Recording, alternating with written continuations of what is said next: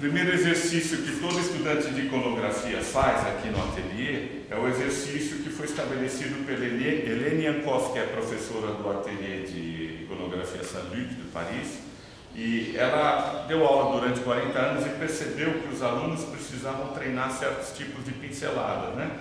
Que são essas linhas sinuosas que servem para fazer ondas do mar, que servem para fazer a parte de cima dos olhos, né? Pois os cachos, que são os cachos de cabelo, essas linhas para cima e para baixo arredondadas, que tem começo, meio e fim, que servem para fazer também tecidos e nuvens e partes arredondadas, as linhas retas, que são dos planejamentos, e aqui o exercício dos olhos.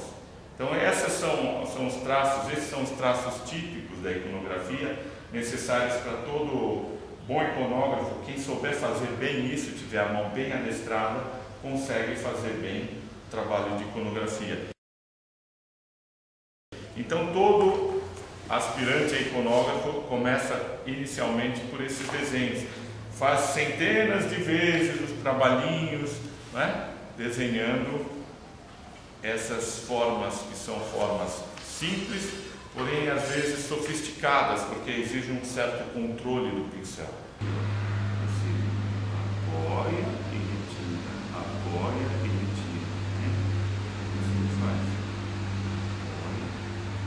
Apoia e retira, apoia e retira. Pega o pincel, você apoia ele de leve, apoia, aperta e gira.